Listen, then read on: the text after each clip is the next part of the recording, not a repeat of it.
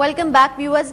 زید صاحب، جیسا کہ ہمیشہ سے ہمارے پروگرام کی ریت رہی ہے کہ ہم نہ صرف پرابلمز بتاتے ہیں بلکہ ان کا سلوشن کی طرف بھی جاتے ہیں، تو مجھے بتائیے گا کہ جتنی بھی سی آئی اے کی امپلیمنٹیشن جو بھی پاکستان کے اندر وہ کرنا چاہ رہے ہیں، جو بھی ان کے عزائم ہیں، اس حوالے سے پاکستان کے پاس اب کیا آپشنز رہ جاتی ہیں؟ دیکھیے، اللہ کے فضل سے جو بات ہم آپ سے کہہ رہے ہیں کہ یہ جو کرنا چاہتے ہیں کر نہیں پائیں گے. جب ان کا کھیل ایکسپوز کر دیا جائے وقت سے پہلے تو ان کے لیے بھی مصیبت ہو جاتی ہے ان چیزوں کو امپلیمنٹ کرنا. ایک پراپر انالیسس اگر کر دیا جائے، ایک ڈائگنوسس اچھا کر دیا جائے پرابلم کا، پھر سولوشنز نیچرل ہیں، خود بخود ہیں، آسان ہو جاتے ہیں نکالنے. اور ہر پاکستانی کو پتا ہے کہ پھر سولوشنز کیا ہے، ہمیں کیا امپلیمنٹ کرنا. اگر یہ حکومت اپنے طور طریقے نہیں بدلتی ہے، اگر یہ اسی طرح بیڈ گورننس، کرپشن اور امریکن پالیسی کو امپلیمنٹ کرنے کے ایجنڈے پہ کام کرتی رہے گی، پھر ہمیں یہی سولوشن نظر آتا ہے کہ ملک میں دوبارہ الیکشنز کرائے جائیں. اگر گو کہ ڈیموکریسی اور جمہوریت کو ہم بالکل نہیں پسند کرتے، لیکن اگر اسی سسٹم کے اندر رہتے ہوئے ہم کیوس اور انارکی بھی نہیں پیدا کرنا چاہتے، ایک دوبارہ الیکشنز کرائیے، لیکن شرط ساتھ یہ لگا دیں کہ آئندہ وہ الیکشن میں حصہ لے سکتا ہے جو اپنی ساری دولت ملک کے اندر لے کر آئے. وہ سیاستدان، وہ پالیٹیشنز جن کی ساری دولت ملک سے باہر ہے، وہ سیاستدان جن کے سارے انٹرسٹ ملک سے باہر ہیں، جو لنڈن اور دبئی میں بیٹھ کے اس قوم کی قسمت کا فیصلہ کرتے ہیں، ان کو حصہ لینے کی اجازت نہیں ہونی چاہیے. پوری قوم مانیٹر کرے اس بات کو، پورے ادارے ہمارے مانیٹر کریں اس بات کو. اور دوسری بات، کسی غیر ملکی سفارتکار کو، کسی ڈپلومیٹ کو، کسی امریکن ایمبیسی کو، کسی برٹش ایمبیسی کو یہ اجازت نہ ہو کہ الیکشن سے پہلے ہمارے کسی سفارتکار سے ملاقات کرے. یہاں پہ خریدتے بیچتے ہیں ان کو الیکشن سے پہلے. ہمارے وزراء نے حلف نہیں اٹھائے جب تک جا کے پہلے امریکن ایمبیسی سے، امریکن ایمبیسڈر سے یا ان سے ملاقات نہیں کر لی جا کے. اور دیکھیے، ہم آپ کو ایک مثال دیتے ہیں. چلی میں پینوشے کے دور میں چلی کے حالات بڑے خراب تھے. پینوشے نے امریکہ میں چلی کے بہت زیادہ بچے پڑھا کرتے تھے، یونیورسٹیز میں اعلیٰ تعلیم حاصل کرتے تھے. تو شکاگو میں موسٹلی شکاگو یونیورسٹی کے تھے، تو ان کو شکاگو بوائز کہا جاتا تھا. تو پینوشے نے ان ساروں کو انوائٹ کیا کہ آپ چلی میں آ جائیے. جب وہ سارے اپنی فیملیز کے ساتھ چلی میں آ گئے، ان کو بڑے پرکس دیے، بڑے بینیفٹس دیے، بڑے انعام و کرام دیا، اور ان سے یہ کہا کہ میں تمہیں 5 سال دے رہا ہوں، چلی کی اکانومی کو ٹھیک کرو، چلی کو تم نے ریولوشنائز کرنا ہے اور بالکل ٹھیک کرنا ہے. لیکن شرط صرف ایک ہے، شرط یہ ہے کہ ملک کے اندر تو تم آ چکے ہو، اب باہر نہیں جا سکتے. اور اگر 5 سال کے بعد ملک کے حالات ٹھیک نہیں ہوئے تو تم سب کو بچوں سمیت مار دوں گا میں یہاں. اور حال یہ تھا پھر ان لوگوں کا کہ پاگلوں کی طرح 24 گھنٹے وہ کام کرتے تھے، ملک سے باہر جا نہیں سکتے تھے، اور ملک کو ٹھیک کر دیا انہوں نے.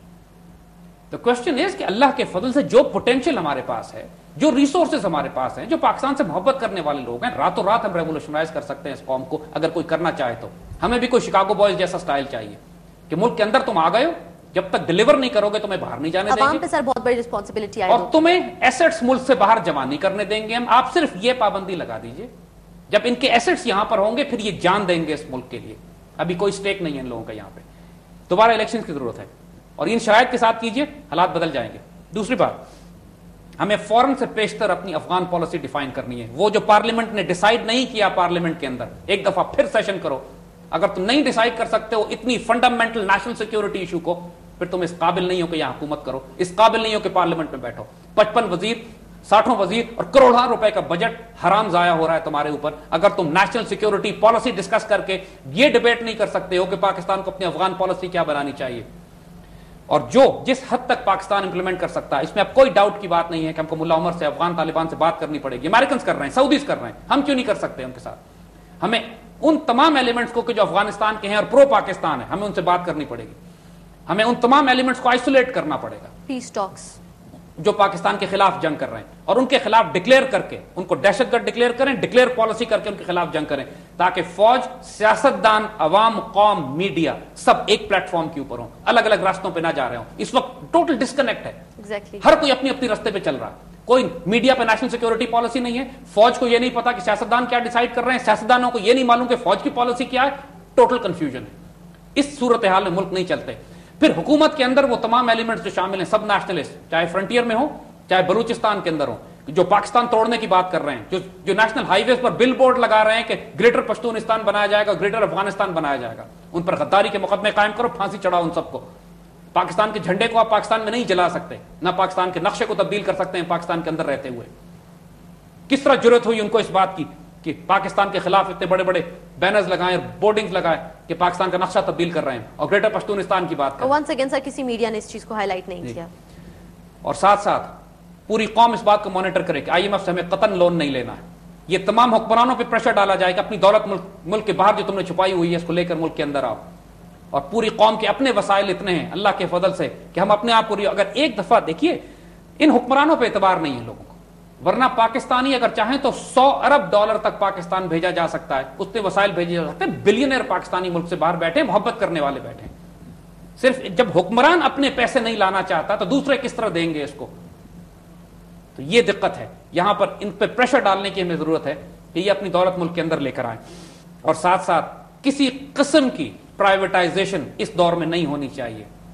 इस वक्त हर चीज कॉम्प्रोमाइज हो चुकी है। जो ये रेट्स लगाएंगे प्राइवेटाइजेशन के, जो चीजों को बेचेंगे, जो हमारे स्ट्रेटेजिक नेशनल एसेट्स इस वक्त बेचने की तैयारी की जा रही है, और जल्दबाजी में, यानी बहुत जल्दी मची हुई है, इसलिए कि अमेरिकन को भी पता है कि हुकूमत का मुस्तकबिल तारीख है 2-4 माह, लिहाजा ये तमाम बड़े बड़े फैसले इसी हुकूमत से करवाना चाहते हैं ताकि आइंदा कोई भी हुकूमत आए तो वो मुकम्मल तौर पर मजबूर हो, मफलूज हो, गुलाम हो। किसी सूरत में पाकिस्तान को इसराइल के साथ निगोशिएट नहीं करना है, इसराइल को कतन रिकग्नाइज नहीं किया जाएगा, इस पर भी निगाह रखने की हमें जरूरत है। बदतरीन इसराइली पॉलिसी हमारे खिलाफ इंप्लीमेंट होने वाली है, हो रही है। ये जो कुछ हो रहा है ये इसराइल की मर्जी से हो रहा है। अमेरिकन फॉरेन पॉलिसी को इसराइल कंट्रोल करता है, ओबामा कंट्रोल नहीं करता। इस अहमकों की जन्नत से हमें बाहर आ जाना चाहिए। और साथ साथ इंडिया के मामले में सबसे बड़ा थ्रेट जो पाकिस्तान को, जिस पर अब शायद आइंदा न्यूक्लियर फ्लैश पॉइंट बन जाए कि इंडिया हमारा पानी रोक रहा है। ये बात हमने पहले भी कही थी अपने इकोनॉमिक टेररिज्म के प्रोग्राम में कि वो हमारे डैम्स बना बना के हमारा पानी रोकेगा।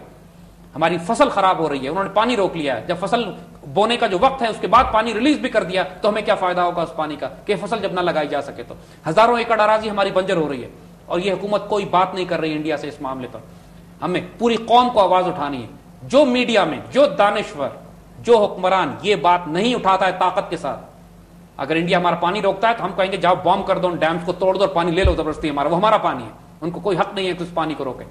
और फिर कश्मीर के मामले पे क्यों कॉम्प्रोमाइज करने की बात कर रहे हैं कि जब वहां पे लाखों कश्मीरी रोज सड़क पर निकलकर जुलूस निकालते हैं और आजादी के नारे लगाते हैं। क्यों इस एजेंडा को जो ओबामा का भी है और जो हमारे हुक्मरानों रिपीट कर रहे हैं कि पाकिस्तान जल्दबाजी में कश्मीर के साथ मसला रिजॉल्व करेगा, उसके बाद पाकिस्तान को ना न्यूक्लियर प्रोग्राम की जरूरत है ना फौज की जरूरत है, एक ग्लोरीफाइड पुलिस फोर्स होनी चाहिए हमारे पास जो लॉ एंड ऑर्डर मेंटेन करेगी खाली।